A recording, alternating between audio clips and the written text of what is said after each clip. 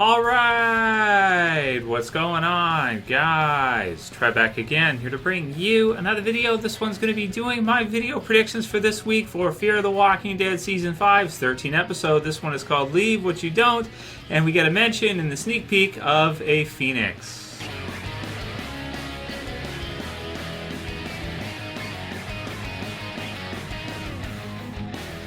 Okay, and possible spoiler warning, if you guys have not seen episode 12 yet for this season, we have 4 episodes left, like I said in that review, so we're almost to the end of the season. We're into our back quarter now, and next weekend we will get our 13th episode. So we have both the promo and the sneak peek as per usual, which I'll put the links to in the description, and both of them actually look really, really good.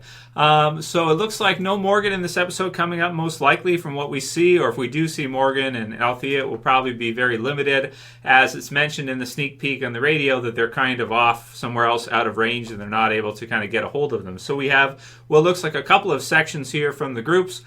We have, of course, continuing with what we saw last week, Dwight, Sarah, June, John, and kind of the runner group from the convoy. So the convoy is kind of off in a spot, and then they're kind of heading out and dealing with Logan, who it looks like has found the oil fields. And it's very cool in the preview. You can see fire and like walkers everywhere, and then the rabbi's like, "Excuse me," and then he kills this walker, which is kind of cool. So I'm actually starting to like the rabbi character. He's kind of fun and different. So that's kind of cool. So then we have Logan, survival of the fittest, and his looks like his troops are starting to get mad at him, as you have one of them that says to him that you said this would be the ticket to the promised land. And it looks like things are kind of not going well for Logan yet again. There's a part where he's like running, and the promo is actually really good. There's lots of action sequences in there. It looks like there's Dwight and Sarah where they get a couple of Logan's men, the same ones who Dwight had before, and they sort of hide, and then it looks like when they drive up, they kind of pop out,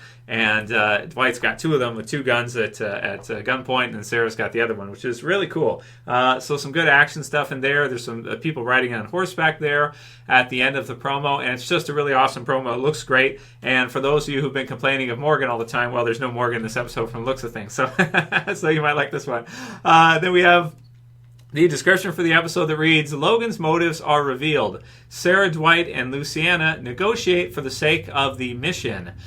Strand and Alicia race to the aid of a new survivor in a familiar place. A dangerous threat emerges. So we have some kind of new dangerous threat. I don't know. We'll see. So you have Strand and Alicia. They're going to help out this person, as it said in the sneak peek, this person at one of the truck stops, Polar Bear's truck stops. I don't know, whatever. They're going to help somebody else who's calling on the radio. It's like, how are there so many people out here that need help? But I guess the zombie apocalypse, a lot of people need help, and if you're willing to help people, then I guess you would get a lot of calls, I suppose. So they got to start charging, right? That's the thing. They got to start charging people for it. Some kind of zombie apocalypse tenure, maybe. I don't know, oil or something. I don't know. We'll see. Anyway, so you've got the 2 sections going off that way. So that's the group that's going to be dealing with Logan. It looks really good. And you can see Luciana again in this episode too, who I almost forgot she was in the show. Right? So, and that's one thing about this half season with Fear and kind of the way the episodes have been going. They're very sectioned off, and you only get certain characters in each one because they have pretty big rosters. So, Fear has a pretty big roster overall. So, like Daniel, for example, we probably won't see for a little while. So they've kind of figured out a way in this half to kind of make it work with having so many characters, and it is that each episode you just get maybe 2. You just get like 2 different groups or something like that, and that's about it. And that's pretty good, because then you don't have to. It doesn't feel totally bottled off to one unless it's something special. And at the same time, it's going to allow them to not have to have all 36 people all the time in every single episode. They've done this type of thing with the Walking Dead original TV series as well. So it's just kind of what we have to go with. But the best part of the sneak peek with Alicia, as she's talking to Strand, which I really like the sneak peek. It's really great. So she says, "Is it too much Phoenix?" That's really cool. So they're really messing with us with this idea of Madison coming back, because the Phoenix shall rise again, right? Rises from the ashes. That would be really cool, at the end of the season if they brought Madison back in, man. That would be sweet. I don't think they will, But man, that would be cool. And man, they are trolling hardcore if they don't, right? So you guys can leave a comment below and let me know what you think about that. The possibility of Madison returning. Is it too much Phoenix? This should be the Phoenix of the Walking Dead universe.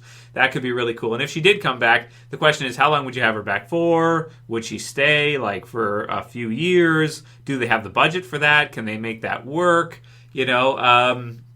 What can they do as far as that goes? So at first I was like, I don't want to see this, but you know what? It would be really awesome, right? Because like it's so long past it. I was like, well, if you're going to do it, you probably should have done already. But it's like, well, I guess better late than never. If they do it, that would be really cool. I don't know. Let me know what you guys think about that. The Phoenix mention is kind of cool, especially because it's Alicia that's mentioning it. So it's kind of like, yeah. And I do like that Strand is just like standing there. He's just like, it's just got crazy. But he's got to stand there because, Madison was his best friend. They were besties, right? So now it's her daughter. So he's got to look after her. So he's just standing there like, okay, Alicia's lost her mind. She's going around painting trees and shit with phoenixes on them. She's clearly lost her mind, but I guess I have to deal with this. And then at the same time, someone's calling up for help. And it's like, okay, now we got to help this other person here, even though we're almost out of oil and resources and we're maybe not in the best state to be helping people to begin with, but okay, I guess we'll go do that instead of coming in as reinforcements to deal with the threat of Logan and his men first, since whatever. That's what it is. So it's funny for me just to watch Strand have to be in that situation, just feel like whatever. And then she doesn't want to give up on Wes, so this kind of furthers kind of that first fan theory that we had, that they might be setting up a possible love interest for Alicia with Wes. So I do still feel like that's probably what they're doing. I could be wrong in that. Maybe that won't happen. Maybe Wes will be killed off sooner, or maybe we won't see him for a little while and then he'll return later on in the season or something. And people are people. Strand just doesn't care. Strand's like, why do we have to? This is so stupid. Yeah, you can just kind of tell from his perspective. He's just like, why this guy seems like totally, why do we want to help him? Who cares, right? It's like whatever. But she wants to, and that's what they're doing. But she has had luck with that too, because she did bring in Annie and the kids, so that was something. But then again, the more people you add on, the more mouths you have to feed, and if they can't, contribute to the overall group, then it just becomes kind of a burden for everybody else to have to take care of them. Granted, kids for the future is always, it's good to have them there in case later on, if you guys survive long term, then eventually they'll grow up and maybe they can take care of you when you get older, that kind of thing, whatever. You can't be totally selfish either, right? You got to be, help those in need as well too, but sometimes they go a little bit over with it. That's all. Anyway, so then Alicia calls John and June, and they're going to help with the oil field. Of course, you got John, who's your trick shooter, so he's unbelievably useful in the zombie apocalypse, considering he can hit just about anything, anybody, anytime, fast, and he's like a one-man army, like 10 in 1. He can come through and just be like, 2 guns blazing and take out a whole bunch of people if he needs to, because he's really, really good at that. He's got an unbelievable accuracy. So, so I guess maybe they don't need backup, but for Alicia and Strand to go, but it's just kind of like you're going to go on another helping, journey, and you're still trying to help Wes and stuff, and you're painting on trees. It's just like, oh yeah, it's lost her mind. Anyway, so, okay, send Charlie and Jacob back to the convoy. So, okay, so that's pretty much it for my predictions for, what I think we're going to see in this episode. Probably, all that, and then, so them go to help, and then the other group deal with Logan. Logan kind of be a buffoon, bumbling idiot, sort of, and Sarah and the others. It almost feels like Logan is sort of like a Sarah villain, kind of.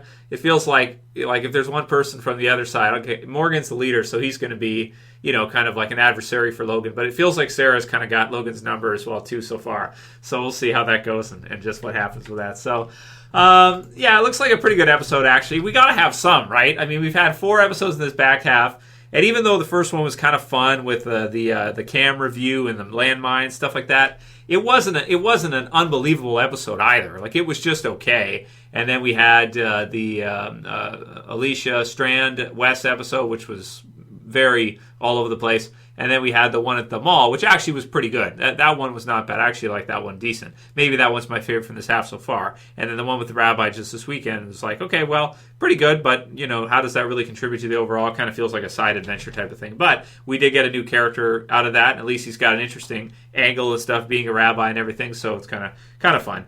Anyway, that's it for my predictions for this episode. So it's going to be a good one, and we need them because we only have 4 left, and so far this half has been not the best. So let me know what you guys think, at least in my opinion.